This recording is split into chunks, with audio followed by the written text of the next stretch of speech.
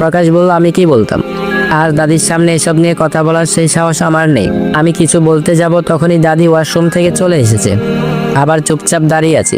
গাড়িতে পেট্রোল নেওয়া শেষ হওয়ার পর আবার গাড়িতে উঠে বসলাম। দাদি ড্রাইভারকে বলল, কোন দিক দিয়ে যাবা? ড্রাইভার বলল, ঢাকার ভিতরে দিয়ে গেলে ভালো হবে। দাদি বলল, ঠিক আছে। গাড়ি চলতে থাকলো। দাদি গাড়িতে ঘুমিয়ে গেছে। প্রকাশ বারবার লুকিং গ্লাস দিয়ে আমার দিকে তাকিয়ে থাকে। ইচ্ছে করছিল ওর চুলগুলো ছিঁড়ে ফেলি। গাড়ির ভিতরেও আমি কান্না করতে লাগলাম। রিমনকে এমন কথাগুলো না বললে কি পারতো না ওরা? তাও আবার বিয়ের আগে নাকি আমরা কি করছি সেটা দেখে তাড়াতাড়ি বিয়ের সিদ্ধান্ত নিচ্ছে। এমন কিছুই তো করি নাই। মনে হয় প্রকাশ আমাকে জামা কাপড় আয়রন করতে দিয়েছিল দাদির সামনে। আর না হয় প্রকাশের জন্য না খেয়ে বসেছিলাম। এইগুলো তো খারাপ না। আসলে মানুষ ঠিকই বলে, আগের বুড়ো মানুষগুলো অন্যরকম। একটু হলেই সব দোষ মেয়েদের। বসে বসে এসব চিন্তা করতে থাকলাম। হঠাৎ দাদির ফোনে একটা ফোন আসলো। আর দাদির সাথে সাথে ঘুম ভেঙে গেল। প্রকাশের বাবা ফোন দিছে। আমরা কখন রওনা দিব জানতে চাইলো। দাদি বলল, আমরা রওনা দিয়েছি প্রকাশের সাথে। প্রকাশ সাথে আছে দেখে প্রকাশের বাবা চিন্তামুক্ত হলো। দাদি আমাকে জিজ্ঞেস করলো, ওদের জন্য কি নিয়ে যাবে? আমি বললাম, জানি না, তোমার যা ভালো মনে হয় তাই নিয়ে নাও। মাথা থেকে রিমনের কথা দূর হচ্ছে না। এখন যাব পৃথিবীতে যাকে বেশি ঘৃণা করি তার কাছে। যদি সন্ধ্যার আগে যেতে পারি তাইলে রাতে আর থাকবো না, চলে আসবো। অনেকদিন হলো নানান চিন্তায় লেখাপড়ায় মন বসাতে পারিনি। আমি ড্রাইভারকে জিজ্ঞেস করলাম, কত সময় লাগবে যেতে? ড্রাইভার বলল, সন্ধ্যার একটু আগে পৌঁছে যাব। আমি দাদিকে বললাম, আপনাদের বাবাকে বলেন আমরা প্রথমে মামাদের বাড়িতে যাব। দাদি ফোন দিয়ে বলে দিছে ওনারা রাস্তায় অপেক্ষা করবে। প্রকাশও নেমে যাবে। বাড়িতে আমরা একা, তাই প্রকাশের বাবা আর মা যাবে আমাদের সাথে। ড্রাইভার যে অনুমান করেছে তার আগে আমরা চলে গেছি। রাস্তা ফ্রি ছিল। প্রকাশের বাড়ি থেকে একটু দূরে মেইন রোডে তারা দাঁড়িয়ে ছিল। গাড়ি থামানোর পর প্রকাশ নেমে গেছে। তারা দুজন গাড়িতে উঠে ড্রাইভারকে ঠিকানা বলল। ড্রাইভার সেইভাবে যেতে লাগলো। আশেপাশের মানুষগুলো আমাদের দিকে তাকিয়েছিল। কার বাড়ি যাবে জিজ্ঞেস করতে লাগলো। আমাদের রিসিভ করতে এসেছে উনি আমার মামার নাম বলল তাদের বাড়ি। একটু সামনে গিয়ে লোকটা আমার মামার নাম ধরে ডাকলো। তখন বাসা থেকে একজন মহিলা বাহিরে এসে বলল, উনি তো বাড়িতে নাই, বাজারে গেছে। আপনারা কারা? লোকটা আমাদের দেখিয়ে বলল, ওরা সালিমের আত্মীয়, ঢাকা থেকে এসেছে। তখন বাড়ি থেকে আরো মানুষ এসেছে। আশেপাশের মানুষও ছিল সাথে। সবাই বলল, ঢাকা তো আমাদের কোনো আত্মীয় নেই। তখন আমি সামনে গিয়ে আমার মায়ের নাম বলে সবাইকে বললাম, আপনারা ওনার কে কি হন? একজন মহিলা বলল, উনি তার ভাইয়ের বউ। আমি বুঝতে পারছি উনি আমার মামি। তখন আমি মামির কাছে গিয়ে জিজ্ঞেস করলাম, মাহিন আর মাহিনের মা কই থাকে? তখন সবাই আমার দিকে তাকিয়ে আছে। পাশে আরেক মহিলা বলল, মাহিন তো এখানে থাকে না, তার মা মারা যাওয়ার পর সে এখানেই ছিল। পরে কই গেছে তার খোঁজ আমরা কেউ জানি না। মায়ের মৃত্যুর কথা শুনে আমি নিজেকে শক্ত করতে চাইছি, কিন্তু চোখের পানি ধরে রাখতে পারি নাই। আমাদের সবাইকে চেয়ার এনে দিল বসার জন্য। প্রকাশের বাবা আমার দিকে ইশারা করে মামিকে বলল, এই মেয়েটাকে আপনারা চিনতে পারেন নাই? তার মামাকে খবর দেন, কথা বলি। তখন মামি বুঝে ফেলেছে। আমার কাছে এসে জিজ্ঞেস করলো, তুমি কি ছেলে? আমি বললাম, হ্যাঁ। তখন বলল, আসলেই তো, সে 1টা বছর আগে আসতে তোর মা মারা যাওয়ার পর আগে অনেকবার তোর কথা বলেছে। আমি মামিকে বললাম, এসব কথা বাদ দাও, উনি আমাকে জন্ম দিছে ঠিকই, কিন্তু সে বেঈমান। মাই বলল, মৃত মানুষকে নিয়ে এসব কথা বলতে হয় না, শত হলো সে তোর মা ছিল। আমি মামিকে বললাম, মাহিন কই? মাই বলল, তোর মামা বলতে পারবে, মামাকে ফোন দিছে বাড়ি আসার জন্য। সেই ফাঁকে আমি মামিকে বললাম, কবর কোন জায়গায়? মাই বলল, এই ঘরের পিছনে। আমি ঘরের পিছনে গিয়ে একটা কবর দেখতে পেলাম। তাকিয়ে আছি আর চোখের পানি ছেড়ে বলতে লাগলাম, মরে গেলে কেন? আমার ঘৃণা এখনো শেষ হয়নি। কতটা পাপ করলে নিজের সন্তান কবরের পাশে এসে ঘৃণা প্রকাশ করে। এত বছরের ঘৃণাটা আজকে চোখের পানিতে শুধরে ফেললাম। আমি ক্ষমা করে দিব, তবে আমার বাবা ক্ষমা করবে না। আমি সন্তান হয়ে তোমার জন্য দোয়া করে দিলাম, আল্লাহ যেন তোমাকে ভালো রাখে। আমার কান্না দেখে দাদি এসে আমাকে কবরের পাশ থেকে নিয়ে গেছে। মামা এসেছে, প্রকাশের বাবার সাথে কথা বলছে। মামি গিয়ে মামাকে বলল, বুবুর বড় মেয়ে শেলি এসেছে। তখন মামা শেলিকই বলতে বলতে আমার কাছে এসেছে। আমাকে দেখে মামা কান্না শুরু করেছে। আমিও মামার কান্না দেখে ঠিক থাকতে পারিনি। মামার সাথে সাথে আমিও কান্না শুরু করে দিছি। মা বলতে লাগলো, তোর মা বলেছিল মেয়েটার মুখ আর কোনোদিন দেখা হবে না, সেই আফসোস নিয়ে তোর মা মারা গেছে। একটু তোর মার কবরের কাছে যা। মাই বলল, শেলি এতক্ষণ কবরের পাশেই ছিল। আমি মামাকে মাহিনের কথা জিজ্ঞেস করলাম। মামা বলল, ওরে ধরে রাখতে পারি নাই, অভাবের সংসার, ওরে ভালো করে লেখাপড়া করাতে পারিনি। খারাপ ছেলেদের সাথে মিশে নেশে আড্ডায় চলে গিয়েছিল। একদিন শাসন করে একটু মারছিলাম, সেই যে বাড়ি থেকে বের হয়েছে আর আসেনি। কিছুদিন আগে ফোন দিছিল, আমাকে 6,000 টাকা দিছে, বলেছে মামা তুমি খরচ। আমি ওরা জিজ্ঞেস করলাম টাকা কই পাইলো? সে নাকি গাড়িতে কাজ নিছে। অনেকবার বললাম চলে আসতে, আসেনি। আমি বললাম, এইটুকু ছেলে কিসের কাজ করে? আপনারা ওরা ধরে রাখতে পারলেন না? ওর নাম্বারটা দেন, আমি ফোন দিয়ে ওরে আমার সাথে নিয়ে যাব। মামা বলল, ওর নাম্বার নেই। প্রকাশের বাবা মামাকে জিজ্ঞেস করলো, ছেলেটা কই থাকে, কিছু বলেছে? মামা বলল না, তবে একবার বলেছে ঢাকা কোনো এক গাড়িতে থাকে। আমি মামাকে আমার নাম্বার দিলাম, বললাম সে যখন যোগাযোগ করবে তখন যেন ওরে আমার নাম্বার দেয়। রাত হয়ে গেছে, সারাদিন না খেয়ে দাদি একটু অসুস্থ হয়ে গেছে, তাই বেশি দেরি না করে প্রকাশের বাড়ি চলে আসলাম। রাত এখানে থেকে ভোরে চলে যাব। আজকের দিনটা আমার জীবনের সেরা দিন ছিল। যারে ভালোবাসি সে তার মুখ ফিরিয়ে নিল, আর যে জন্ম দিল তার হারানোর খবর পাইলাম। আজকে অনেক চুপচাপ হয়ে গেছি। রাতের খাবার খেয়ে আপনার দাদি শুয়ে পড়েছে, আমি জানালা খুলে দাঁড়িয়ে আছি। জায়গাটা অচেনা হলে আকাশের ছাদটা চেনা। ইচ্ছে করছে বাহিরে চলে যাই, কিন্তু কিছু করার নাই, বাহিরে যেতে পারবো না। জানলার পাশে দাঁড়িয়ে ভাবতে লাগলাম রিমনের কথা। দাদি কেন রিমনকে এসব বলল, আর প্রকাশই বা সেই কথাই সাই দিল। এখন রিমনের মনের ভুল ধারণা কেমনে ঠিক করব, সেই বিষয় নিয়ে প্রকাশের সাথে আমার কথা বলার দরকার। কিন্তু কেমনে বলবো? কাল তো চলে যাব। বাসায় গেলে বই মনে করে আমরা বিয়ে ছাড়া সংসার করছি, তাই ভাবছি এখন কথা বলবো। সবাই ঘুমাচ্ছে, এই সুযোগে আমি প্রকাশকে রিমনের ব্যাপারে সব বলবো, আর প্রকাশ যেন সবকিছু ঠিক করে দেয়। এমনি রিমন তার পরিবারের উপর রেগে আছে। আমি প্রকাশকে মেসেজ দিলাম, প্রকাশ রুমেই ছিল, সে রিপ্লাই করেছে। আমি বললাম আপনার সাথে একটু কথা ছিল, আপনি কি জানালার কাছে আসবেন? 2 মিনিট পর প্রকাশ আসলো। আমাকে দাঁড়ানো দেখে প্রকাশ বলল, এখানে কথা বলা যাবে না, তুমি কি বাহিরে আসবা? আমরা বাগানে চলে যাই। আমি বললাম গুড আইডিয়া। প্রকাশকে বললাম দাঁড়ান, আমি বের হচ্ছি।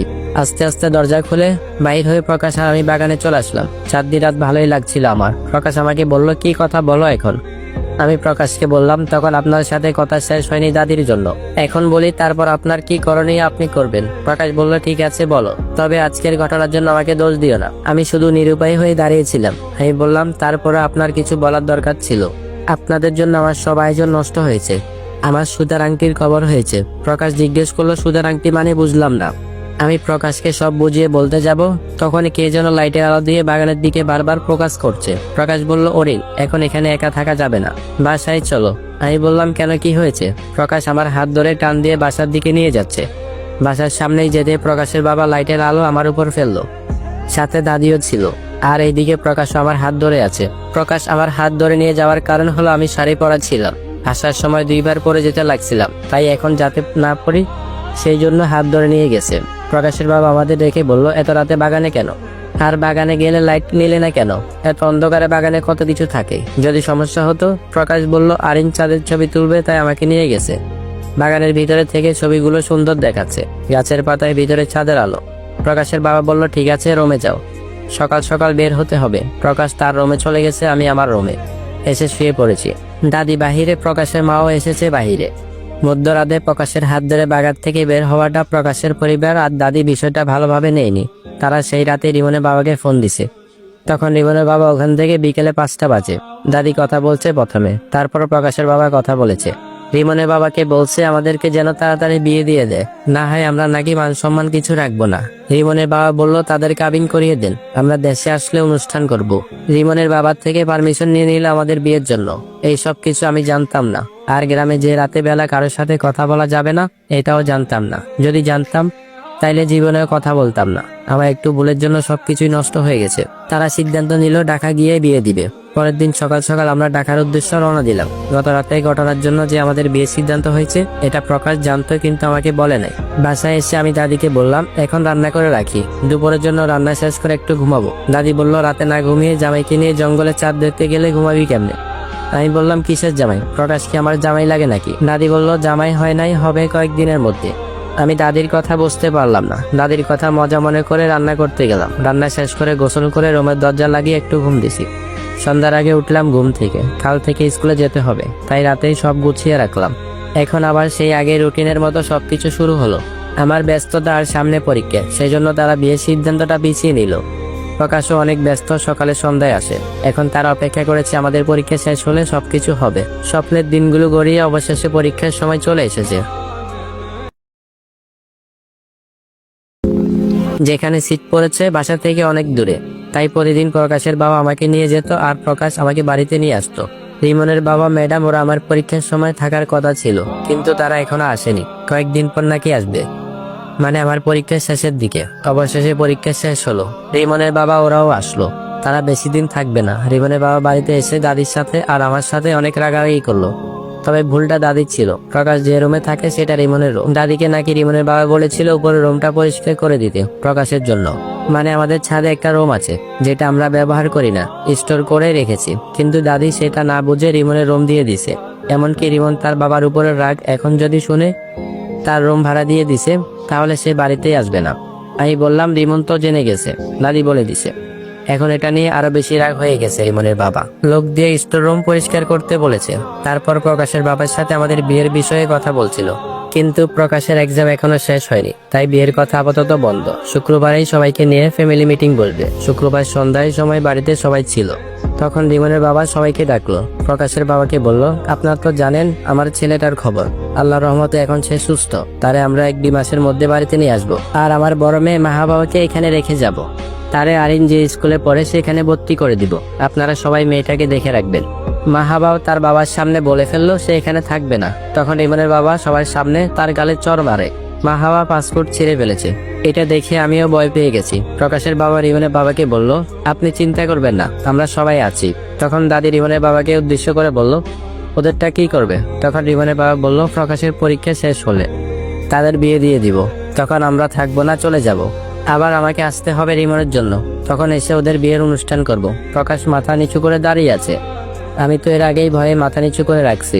শেষে প্রকাশের বাবাকে বলল, বর্তমানে আপনি সবার গার্জিয়ান, আপনি সবকিছু দেখে রাখবেন। আর রিমনের কোনো ব্যবস্থা হলে আপনাকে জানাবো। আপনি প্রকাশকে ছাদের রুম দিয়ে দিবেন। প্রকাশের বাবা বলল, এসব নিয়ে চিন্তা করতে হবে না, এখন যে কাজ বাকি আছে ওটা শুরু করেন, আর এই বিষয়টা আমি দেখব।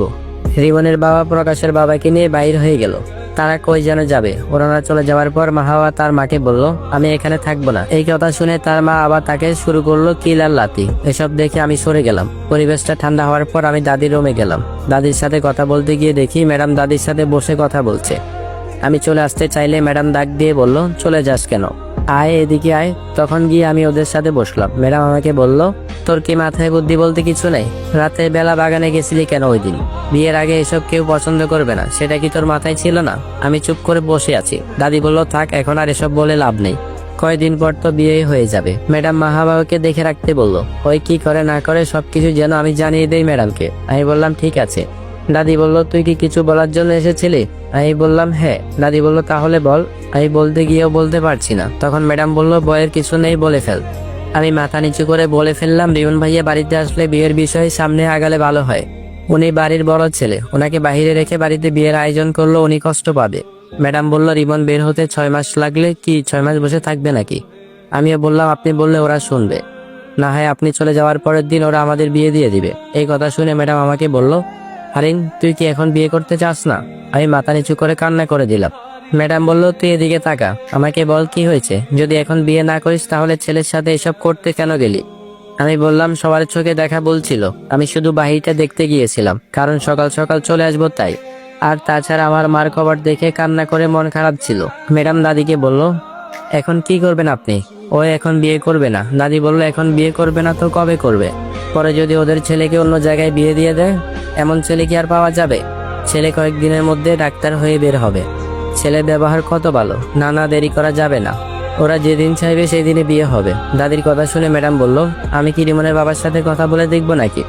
দাদি বলল, না, কোনো দরকার নেই, এমনি ওই আরেক মেয়েকে নিয়ে প্যারায় আছে। দাদির মুখে এই কথা শুনে ম্যাডাম আমাকে ইশারা দিয়ে বাইরে যেতে বলল।